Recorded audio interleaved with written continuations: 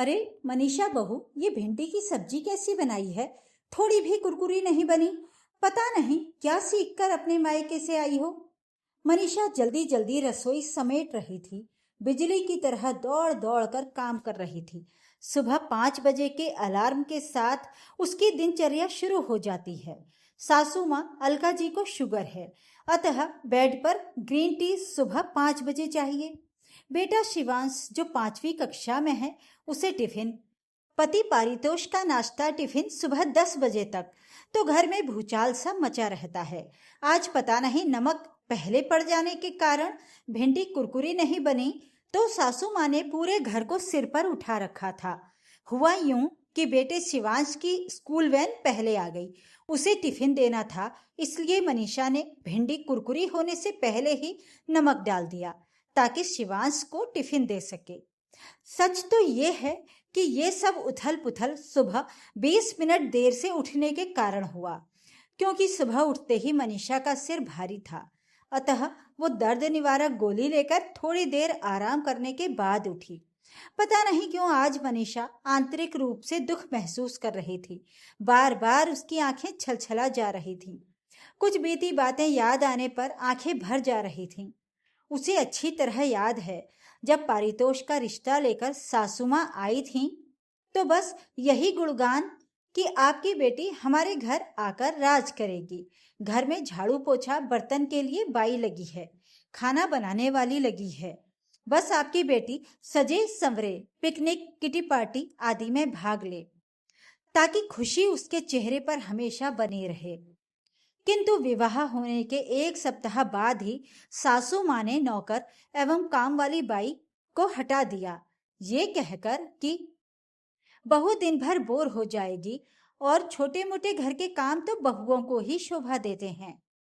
जब तक वो बहू बनकर इस घर में नहीं आई थी और उसकी ननद राधिका का विवाह नहीं हुआ था, तब तक बाई नौकर लगे थे, क्योंकि राधिका को कॉलेज जाना था।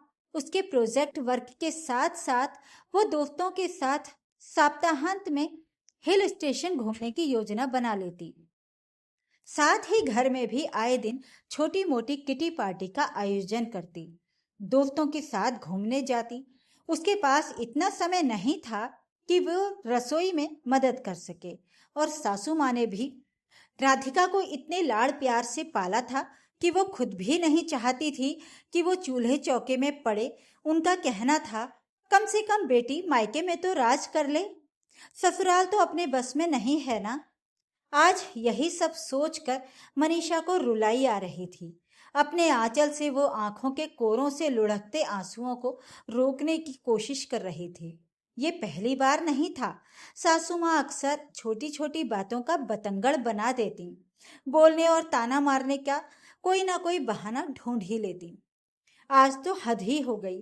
भिंडी की सब्जी कुरकुरी नहीं बनी, उस बात को लेकर अपना बीपी और शुगर स्तर बढ़ाए जा रही थी। यद्यपि मनीषा बार बार उन्हें समझाने की कोशिश कर रही थी, किंतु उनको तो मौका मिलना था। तभी पैर पटकते हुए वो वॉशरूम में घुसी कि अचानक धम से आवाज हुई। मनीषा दौड़कर वॉशरूम में पहुंची। सासू माँ चारों खाने चित्त पड़ी बेहोश हो चुकी थी। मनीषा ने जल्दी से एम्बुलेंस बुलाया। जल्द से जल्द चिकित्सा शुरू हो गई।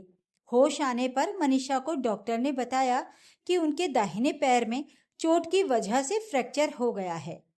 कम से कम 6 महीने तक बेड रेस्ट चाहिए, क्योंकि हड्डी जुड़ने में लंबा समय लगेगा। डॉक्टर की बातें सुनकर सासू माँ की आंखों से आंसू बहने लगे। उनके मुंह से निकला, कौन करेगा अब मेरी देखभाल? उन्होंने तुरंत फोन अपनी बेटी राधिका को लगाया, किंतु राधिका ने साफ साफ मना करते हुए कहा, मम्मी मैं तो ससुराल में व्यस्त हूँ, मैं इतने दिनों के लिए अपना सब कुछ छोड़कर नहीं आ सकती। और अब तो मनीषा भाभी ही आपकी बेटी जैसी हैं, आपकी सुख दुख की साथी।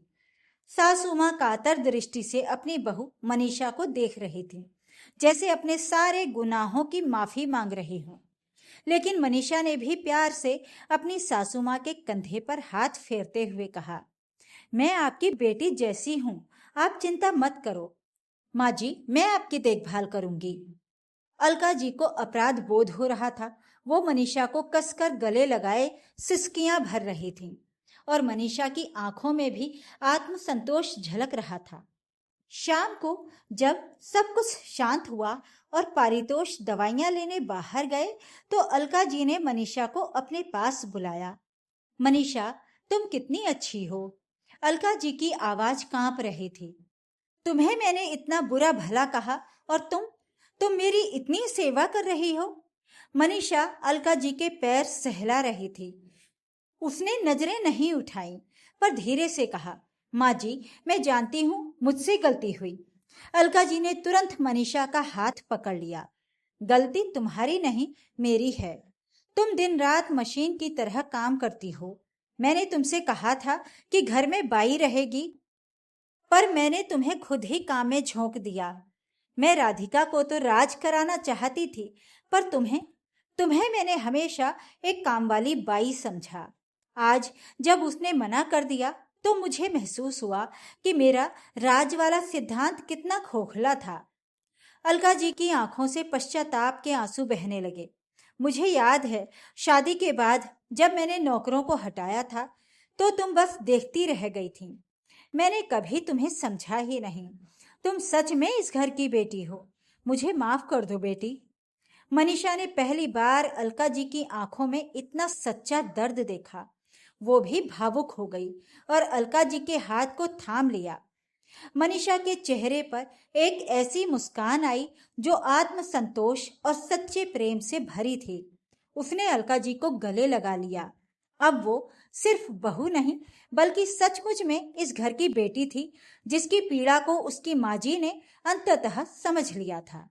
अलका जी के फ्रैक्चर ने भले ही उनके शरीर को कष्ट दिया हो, पर इस घटना ने उनके परिवार के रिश्तों को हमेशा के लिए जोड़ दिया था।